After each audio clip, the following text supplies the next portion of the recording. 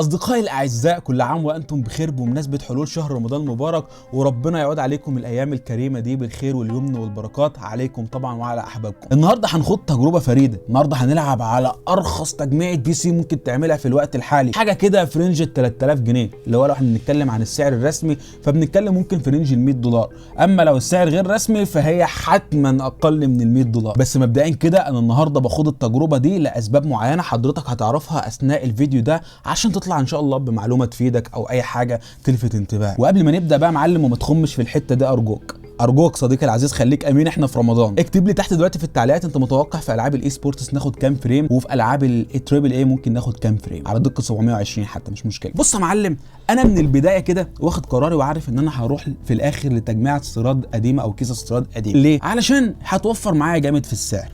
برضه ليه؟ لان انا مثلا لو رحت جبت البورده لوحدها ولا الرامه لوحدها ولا المعالج لوحده والكارت لوحده وكل حاجه لوحدها، انا هدفع اكيد على كل واحده شحن لوحده، ده غير ان هو هتبقى اصلا اكثر تكلفه.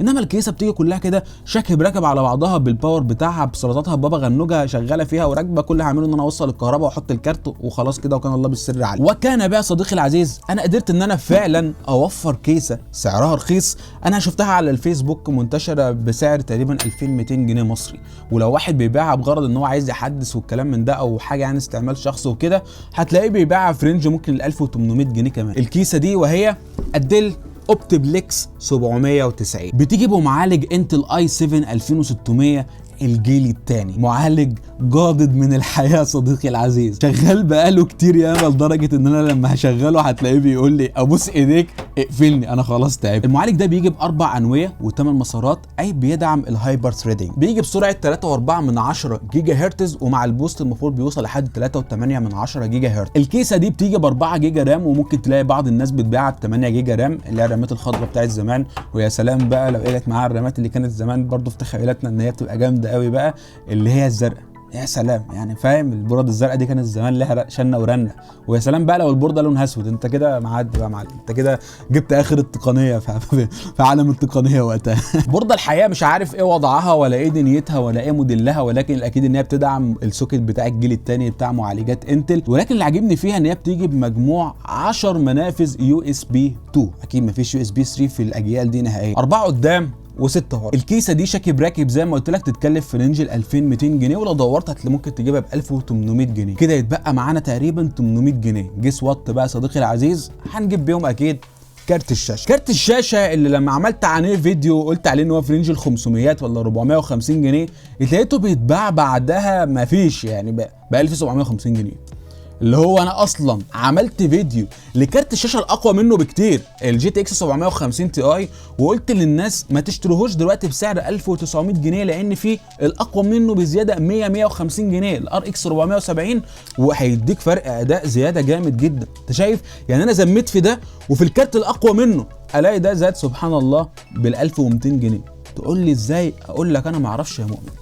الناس بتسعر ازاي؟ اقول لك انا ما اعرفش، بس اكيد اللي بيعمل الكلام ده بيتعاطى شيء، يعني ما ينفعش. يعني هي دي دماغ عاليه قوي، دماغ شرابات من الاخر كده. افضل سعر ليه دلوقتي حاليا انا شفته 750 جنيه ومستغليه والله، بس انا هحطه دلوقتي في التجميع لان هو ده اللي انا عارف اوفره في الوقت الحالي. 750 جنيه مع السعر بتاعنا يبقى احنا كده قفلنا ال 3000 جنيه يعتبر، وهم دول ال $100. انا بالنسبه لي علشان برضك يعني فاهم انت مرارتي بتدفعها بسرعه وما بقدرش استحمل، فرحت حاطط اس اس دي مستعمل 128 جيجا، سعره في رينج 300 جنيه 250 جنيه حسب ما انت تقدر تجيبه الحقيقه، يعني برضو اسعاره متفاوته. فاحنا كده دخلنا ناحيه ال 3250 3300، وهي برضو تظل برضو ناحيه ال $100. يا قوي يلا بينا ننظف الجهاز ونرجع بقى نشوف تجارب الاداء عامله ازاي ونشوف الاستنتاجات النهائيه. طيب خلينا دلوقتي نراجع على المواصفات بتاعه الجهاز المخضرم بتاعنا النهارده، البروبرتيز. وعندك انتل كور اي 7 2600 و4 جيجا رام. اما بالنسبه لكارت الشاشه فهو الجي تي اي 740 زي ما هو مكتوب قدامك. خلينا دلوقتي نبدا بلعبه خفيفه شويه زي اونلاين، عارفين انا عايز اقول ايه، بس عشان طبعا بقى دلوقتي رمضان بقى وكده فالواحد يحترم نفسه شويه. هي دلوقتي فالورنت بتفتح حاليا، هنشوف بصراحه اذا كان ال4 جيجا هتنفع معاه ولا لا، والمعالج ده هينفع ولا لا. يعني بصراحه انا عندي فضول للتجربه الحقيقه. طبعا الحاجه بتلود بالعافيه شويه، وده طبعا لو مش بسبب المعالج فهيكون بسبب كبير قوي وهو الرام. لان الرام اصلا يعني اللعبه بتجمع في شاشه سوداء ب 3000 ونص، يعني 3 جيجا ونص راحوا من الاربعه. فالويندوز عارف انت اللي هو زي ما يكون زنقت حوت في الكوبايه مثلا يعني، فمش عارف يفلفص.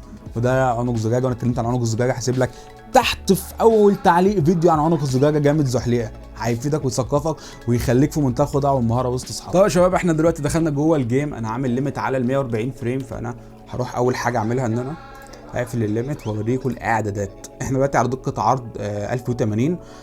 نقفل دون، وكل حاجه طبعا على اللول ده ماسك. على فكره يا جماعه برضو معلومه، انا حاطط الماوس بتاعي على 250 هرتز. خد خد خد خد خد. ايوه، تجربه بصراحه ما توقعتهاش من 4 جيجا رام يعني.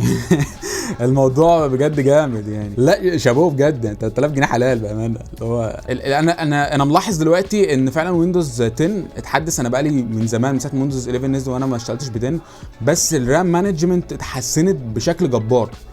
يعني كان مستحيل الرقم ده نوصل له قبل ويندوز 10 من غير ما يحصل كراش او الجهاز يفصل والجو ده. لا يعني هو انا شايف انه مهندل الدنيا كويس. ابلع ابلع اللي بتبلع. خد خد خد. انت بتعمل ايه؟ فلاش على فلاش ما يرولش يابا. فلاش على فلاش ما يرولش يابا.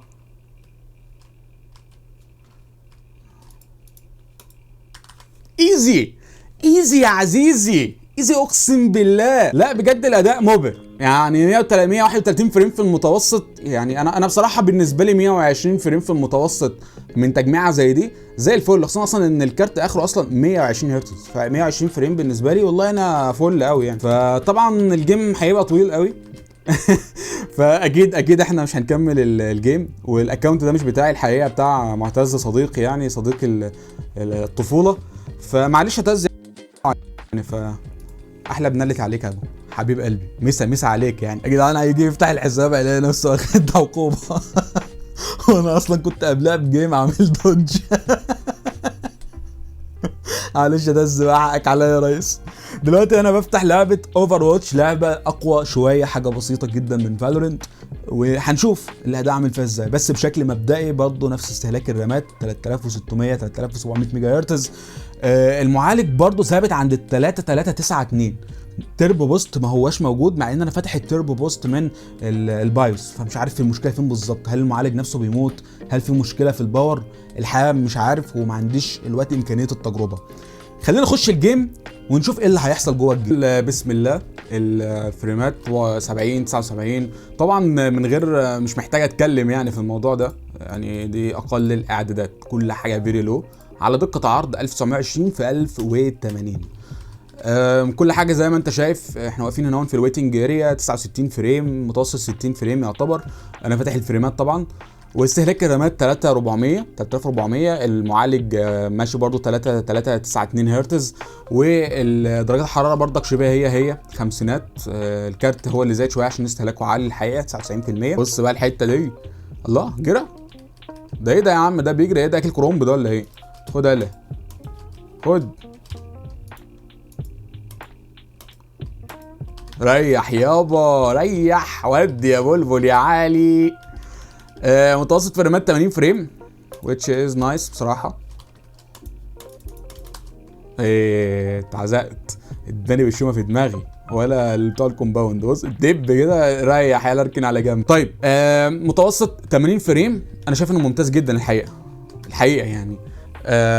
خلينا دلوقتي نروح نشوف لعبه تكون اكثر قوه، حاجه مثلا زي سبايدر مان، طبعا على اقل الاعدادات. ما ينفعش معاها غير كده اهو. 720 تمام. هنحط هنا الميثود الاي جي تي اي، لان انا في الفيديو بتاع مراجعه الكارت ده مع ال 12700 كي كان الاي ام دي اف اس ار مش معانا خالص، مش عايز يشتغل خالص معانا، وكانت اللعبه بتعلق فيه. فانا هعملها على البالانسد. وبالنسبه للجرافيكس هتبقى كل حاجه على الفيري لو، ما فيش اي حاجه اعلى من كده لان يعني مش عارف هتشتغل ولا لا الحقيقه برضو. ولكن اتمنى ان الهايبر ثريدنج اللي موجود في المعالج يساعدنا شويه، لان اللعبه دي بتضغط على المعالج بشكل كبير نوعا ما، او بشكل ملحوظ نوعا ما. تفصل الرامات داخل على 100% يا جدعان. لازم تفصل بجد شابوه. ويندوز اتحسن جامد في الرام مانجمنت يا جماعه. الكلام ده من سنتين كنت هتلاقي الجهاز بيفصل منك يعني. لا بجد يعني ويندوز 10 اتطور جامد في الفتره اللي فاتت، بس ستيل يعني اللعبه هتاخد ايه اكتر من كده؟ مش هتعرف، هتفصل. يب طبيعي. بيقول لك ان ما فيش مساحه due to using more video memory than your system can currently support. بقول لك ان هو المشكله ان احنا استخدمنا كتير قوي من رامات الكارت. ده ليه؟ اظن ده راجع بسبب قله الرامات اللي موجوده في الديفايس ده. فخلينا كده نجرب ان احنا نزود الرامات ل 8 جيجا ونجرب نشغل سبايدر مان تاني. طيب يا شباب، دلوقتي انا زودت الرام ميموري او السيستم ميموري لحد 8 جيجا. طبعا كده دلوقتي بقى في معانا دوال شانل، فاظن المفروض سبايدر مان تبقى افضل حالا من اللي حصل المره اللي فاتت، واتمنى ان هي تكون ال 8 جيجا كافيه عشان اللعبه تشتغل. انا بصراحه مش متوقع منها اداء، بس انا عايز اعرف هي هتفتح ولا لا الحقيقه، لان هي حتى كان اداءها زي الزفت لما كنت شغلتها مع ال 12700 على نفس الكارت ده. كانت فتحت ولكن ما كانتش مديه اداء اصلا يعني. كان وضع مزري الحقيقه يعني. استهلاك الرام 7 جيجا ونص، انت متخيل؟ استهلاك المعالج بيوصل 95% 83%. فعلا كانت اللعبه محتاجه رامات، واظن ان احنا لو ادينا لها رامات كمان هتسحب، مش هتقول لك لا. بس الفكره كلها ان احنا لو ادينا لها رامات كمان الميزانيه هتزيد. يعني انت كده بتتكلم لو التجميعه ب 3000 جنيه والرامه ب 400 جنيه، فانت عديت ال 10% من سعر التجميع. فيعني مش شايف ان هيبقى استثمار في محله يعني. اللعبه فتحت عيا الحمد لله. نجرب كده نلعب جيم بيها ونشوف ايه اللي هيحصل. بتستراجل يعني، عارف اللي هي بتعافر، مش عارف. انا حاسس ان في حاجه هتحصل مش لطيفه. هتفصل تاني ولا ايه؟ يعني لو كده هيبقى الوضع مأساة بصراحه. المين منيو 8 فريمات. لا ده حاجه جميله خالص يعني. يعني لعبه تفطر اعدائك. يعني عارف انت اللي هي ربنا يستر يعني. انت شايف هي من امتى اللودنج سكرين بتتحرك؟ انا اول مره اخد بالي من الموضوع ده. الله 11 فريم. الله هي الدقه مالها في ايه؟ في حاجه غلط. ديسبلاي اند جرافيكس 720 مش جايه. الاي جي تي اي خليها هي بيرفورمانس الترا بيرفورمانس، يعني ما فيش احقر من كده في الكاتشرز الحقيقه. والجرافيكس كل حاجه على لو، كل حاجه لو، مفيش حاجه بعد كده، مفيش. هو كده. ورينا بقى 2021. طبعا زي ما انت شايف بسبب الاب سكيلينج ميثود، طبعا ما هياش قويه زي الاف اس ار وكده. هتلاقي الصوره بتخش في بعضها ما بتتحرك، هتلاقي في حتت كده بتدمج في بعض. حتى الراجل باين عليه انه كرتون. بص هنا مفيش تفاصيل، شايف الخط ده كده اهو، خط كده بيبقى ماشي اهو، شايف؟ تجربه سيئه للغايه بصراحه. بصراحه الالعاب اللي معايا التانية اتقل من سبايدر مان. حاجه مثلا زي بلاك تالي ريكوايم، بصراحه اكيد مش هتشتغل. طبعا انا دلوقتي بجرب ان انا اشغل سايبر بانك 2077. سايبر بانك مش بانك ايه. مش عارف هتشتغل ولا لا. طبعا على 8 جيجا رام مفيش فايده. وعايز اقول لك ان انا متاكد ان اللعبه شغاله تمام لانها شغاله على جهازي. وكمان عايز اقول لك ان انا جربت ب 16 جيجا رام وبرضه مش تعليق. الخلاصه صديقي العزيز ان الجهاز ده قادر يشغل شويه الالعاب زي فالورنت واوفر واتش، ليج اوف ليجندز، الحاجات البسيطه دي. ممكن لو شويه فيفا كده على خفيف اللي هو على اقل الاعدادات والجو ده هتمشي الحال. لكن انت لو حبيت تلعب بيه العاب فعلا العاب تقيله، هتلاقيها اصلا ما بتفتحش معاك، ولو فتحت هتلاقي الدنيا فيها بايظه. هتلاقي استهلاك الكارت طاير، المعالج طاير، الرامات طايره. فعلا تجربه استخدام غير ادميه. انت ممكن تقعد في لودنج سكرين 100 سنه علشان يفتح، لان الرامات جايبه اخرها. وزي ما شفت انت في الفيديو، الرامات لما كانت 4 جيجا اللعبه ما عرفتش تفتح اصلا، وقالت لك ان الفيديو ميموري قليل. ليه قال لك ان الفيديو ميموري قليل؟ لان هو عمال بيلود في الميموري بتاع الكارت، لان خلاص الميموري هنا مليانه، فعمال ياخد من هنا يحط هنا. في الاخر النهايه ايه؟ ان هو مش عارف خلاص يكمل الموضوع ده، راح فصل. خلاص الموضوع بكل يعني بص بمنتهى البساطه دي. فالحقيقه يا معلم ان التجميعه دي بتعاني من نقاط ضعف كتير قوي. اولها المعالج اللي بيدعم الهايبر ثريدنج وفي مسارات لمعالجه البيانات كتير، ولكن قدرته او السنجل كور بتاعته تعبان جدا، المالتي كور بتاعه تعبان جدا، الكاش ميموري بتاعه قليل جدا، ما عادش خلاص قادر ان هو يقدم اي اداء في ظل التطور اللي حاصل في عالم السوفت وير وعالم الجيمنج. اكيد دلوقتي برضو انت بتفكر وبتقول انت ليه يا نبيل ما طلعتش مثلا لاي 5 جيل ثالث ولا رابع زي الحاجات اللي منتشره قوي؟ هقول لك انا كان هدفي من البدايه فعلا ان انا اجيب حاجه فيها الهايبر ثريدنج علشان المعالج ما يوصلش 100% بسهوله. يعني انت شفت في الالعاب التنافسيه اللي كنا بنلعبها المعالج كان ماسك 120 فريم في المتوسط، ولكن كان استهلاكه عند ال 50% تقريبا 60% ماكسيموم. لكن انت لو رحت جبت الاي 5 ولا الاي 3 هتلاقيه سهل جدا يوصل 100%. ليه؟ لان هو ما يعرفش حاجه اسمها هايبر ثريدنج اصلا، ما عندوش الخطه دي. هو في 4 انويه ب4 مسارات، شكرا كده يا معلم، وكان الله بالسر عليهم. هتلاقي نفسك وانت شغال مثلا ديسكورد مثلا، لاحظ اي حاجه في الخلفيه الجهاز بيموت، مش هيقدر يشتغل معاك وهيلاقي معاك اكتر واكتر واكتر. انما الهايبر ثريدنج فعلا بيسند الجهاز شويه وبيديك شويه بوست. انا مش هقول لك ان هو هيديك اداء اعلى من الاي 5 ولا كلام من ده، بس على الاقل انا عندي هيد روم ان انا اعرف اكلم صحابي وانا بلعب، ما يبقاش الدنيا عندي كلها كومبلكس خالص وكل حاجه عندي بتلاج. واضيفك صديقي العزيز من الشعر بيت واقول لك ان تقريبا كل الاي 5 والاي 3 تحت الجيل الثامن في نفس القصه دي، ما بيدعمش الهايبر ثريدنج.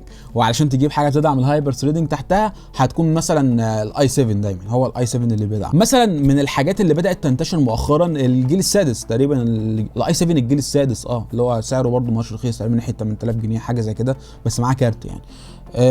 المهم ان هو برده 4 انويه و8 مسارات، يعني ما تتخيلش ان في طفره حاصله، ده هو بس وبرده 8 ميجا كارت. هي الفكره كلها ان هو بيدعم ترددات اعلى، يعني الحكايه فاهم انت مش اللي هي يعني هتلاقي مثلا حتى بيجيب معاك 150 فريم ولا حاجه، وهتلاقي بعدها خلاص هو 60% برضك 70% استهلاك وما عادش قادر يكمل اكتر من كده. على فكره انت لو رحت شفت المراجعه اللي هحسبها لك تحت بتاعت الكارت ده، هتلاقيه مع ال 12700 كي قدر يمسك فوق ال 250 فريم ولا 270 فريم حاجه زي كده في المتوسط، فهو يقدر يطلع الفريمات دي في لعبه زي فالورنت ولول والكلام من ده. وزي ما بقول لك حتى برضه معالجات الجيل السادس وكده ما عادش قادره خلاص. يعني انا اروح اجيب اي بي يو افضل لي من الكلام ده كله، على الاقل هجيب حاجه جديده، على الاقل هيبقى معايا 6 انويه و12 مسار وتردد اعلى دي رام 4، حوارات احسن بكتير وافضل بكتير من العك اللي بيحصل بصراحه في السوق ده. انا شايف ان السوق ده اصبح عباره عن عك، احنا بيجي لنا حاجات كده اصلا ميته وبتتحاسب، وبعد ما اتحاسبت جايه تكمل كمان بقى حسابها معانا احنا هنا في مصر، اللي هو عايزين نشغل عليها حاجات هاي اند ومش عارف ايه وحوارات، وروح هات لك يا ابني كارت مش عارف ايه. يا عم انت لو ربنا كرمك بفلوس ورحت مثلا جايب لك كارت 30 50 هتحطه على تجميعه زي دي ولا اي 7 جيل سابع ولا مش عارف ايه، احلى مسا عليك، هيحصل لك بوتل نيك يا معلم في بعض الالعاب. ويعني بص، ومش هتبقى العابه يعني مش هتاخد الاداء بتاع الكارت اللي انت بترجوه فعليا، على غير مثلا لو انا رحت جبت مثلا اي بي يو ولا 4650 جي هيشتغل ومش هيقول لك لا، وهيشتغل معاك 30 60 و30 60 طاي ومش هيقول لك لا، وهيديك اداء الكارت. ف انا عارف والله ان في ناس بتشتري الحاجات دي غصب عنها، وهي دي الحاجات اللي تبقى متاحه ليها، بس انا هدفي ان انا انقل التجربه كامله. احنا بنخوض تجربه بنطلع منها باستنتاجات، انت عايز تشتري برضه زي ما بقول لك ده القرار بتاعك انت. طبعا انا ما اتكلمتش عن نقاط ضعف ثانيه زي مثلا قله الرام ال 4 جيجا ولا ال 8 جيجا اللي هم بيستهلكوا فعلا 100%، وبجد شابوه مايكروسوفت ان هي ظبطت حته الرام مانجمنت فيها. انا كنت فاكر بس الموضوع ده اتظبط او بقى مضاف بس في ويندوز 11، لكن هو الواضح ان ويندوز 10 اتظبط كمان معاها، وده بيأكد على كلامي على فكره. وفي موضوع هتكلم معاكم فيه برضه بيأكد كلامي اللي انا قلته في اول يوم من اطلاقه ويندوز 11، ان هو نفس الكور اللي هو ويندوز 10 بس مع شويه تغييرات كده في الشكل مش اكتر يعني. والحمد لله ان كنت من اوائل الناس اللي في العالم اللي قلت لكم الكلام ده وطلع كلامي صح. كذلك انا ما اتكلمتش عن نقطه ضعف ثانيه وهي الكارت ال 2 جيجا اللي خلاص ما عادش قادر ان هو يحتفظ بشويه تكتشرز على دقه 720 مش قادر يحتفظ بالتكتشرز دي، لدرجه ان انت اي لعبه تريبل اي اصبحت غير قابله للعب. انا جربت لعبه تانية اسمها هيل بليد مش عارف ساكريفايس مش عارف ايه، لعبه قديمه ما مش قادر يشغلها، مش قادر على دقه عرض 720 على اقل الاعدادات، ومشغل الاف اس ار على اقصى حاجه 30 فريم وتضرب بال 24، وطبعا دقه عرض ايه حاجه يتعمل بها ميمز، بكسله كده بتاعت ميمز. ف بصراحه انا كنبيل التجميعه دي مكلفاني مثلا 3300 جنيه ولا حاجه، احب اقول لك ان انا رميت 3300 جنيه في الارض. يعني الحاله الوحيده اللي انا استفيد فيها من تجميعه زي دي ان انا مثلا ببرمج، مثلا بتعلم برمجه مواقع وكده، والدنيا معايا في اللذيذ بتاعها، هحاول اوصل الرامات بتاعتي 16 علشان مثلا السيرفرات اللي بيشغلوها بتاعت البي اتش بي والكلام من ده، الدنيا تزق معاك. واحد مثلا عايز الجهاز للاستخدام المكتبي، لا عايز شويه وورد على شويه اكسل، عايز اللي يشتغل جوجل كروم، فاهم؟ ده اخر، ده الموجه ليه. عايز يبقى جيمر شويه، يلعب شويه سوليتير. عايز بقى يبقى يتفخر بنفسه، يلعب شويه، يلعب اللعبتين ثلاثه اللي انا قلت عليهم في البدايه، اللي هي لول، فالورنت، اوفر واتش والكلام من ده. لو حابب ان انا اجرب حاجه في فئه سعريه اعلى قول لي، ونعمل سلسله بقى للديل اوبتبليكس، نمسك بقى ديل ننفخها شويه. كان معكم نبيل، رمضان مبارك، سلام.